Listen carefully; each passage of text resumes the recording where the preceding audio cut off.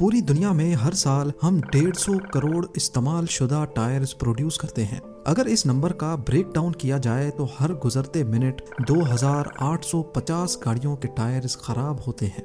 Kuwait में मौजूद ये है दुनिया का सबसे बड़ा टायर डंपिंग ग्रेवयार्ड। यहाँ पर पिछले 20 सालों से दुनिया भर के यूज टायर्स इकट्ठे किए जा रहे हैं। इसको एरियल फुटेज में देखा जाए तो वो कुछ इस तरह का मंजर पेश करता है।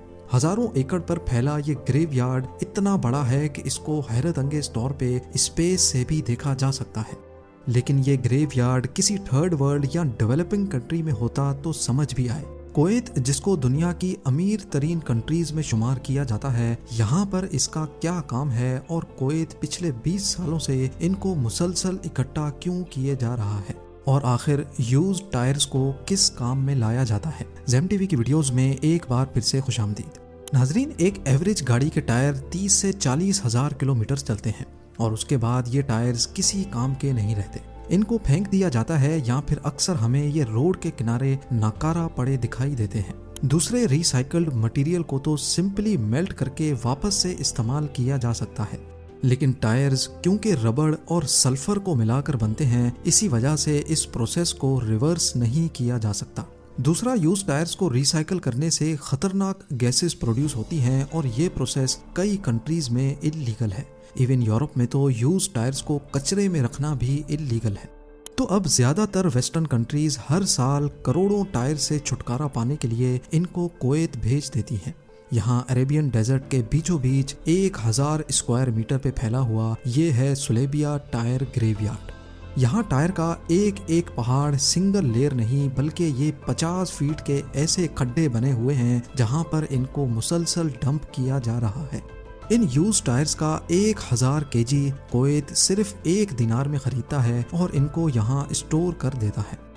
जब कई सालों से कुवैत ये काम करता रहा तो देखते ही देखते ये एक ग्रेवयार्ड की शक्ल इख्तियार कर गया, जिसको अब स्पेस से भी देखा जाने लगा। कुवैत गवर्नमेंट ऑफिशियल्स के मुताबिक इस पूरे टायर ग्रेवयार्ड में करीब 7 करोड़ टायर्स मौजूद हैं।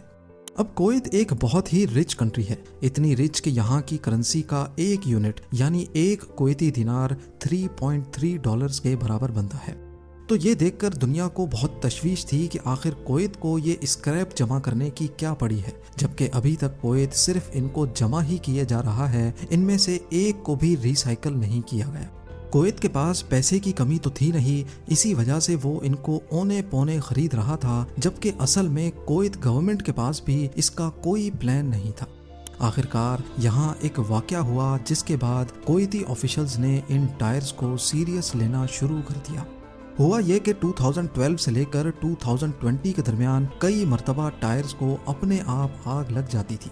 अब क्योंकि यहाँ सैकड़ों की तादाद में टायर्स पड़े थे तो आग तेजी से फैल जाती थी और उसको कंट्रोल करना भी मुश्किल हो जाता था। यही वजह थी कि पहले इन्होंने टायर्स को अलग अलग स्क्वायर्स में डिवाइड किया ताकि आग लगने की सूरत में उसको कंट्रोल किया जा सके। लेकिन उसके बाद भी आग लगने का सिलसिला थम ना सका।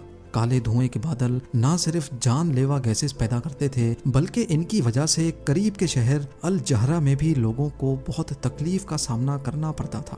तबाही का लेवल देखने के लिए इस सैटेलाइट फोटो को देखें। ये इतनी हौलनाक आग असल में ग्रेवयार्ड के एक छोटे से स्क्वायर में लगी थी। तो अब सोचें कि अगर ये आग पूरे ग्रेवयार्ड में फैल जाए तो कितना नुकसान करेगी। इन हादसात की वजह से इंटरनेशनल कम्युनिटी का भी कुवैत पर बहुत प्रेशर था, क्योंकि ये हार्मफुल गैसेस एटमॉस्फेयर में ही अनफिल्टर्ड रहती हैं।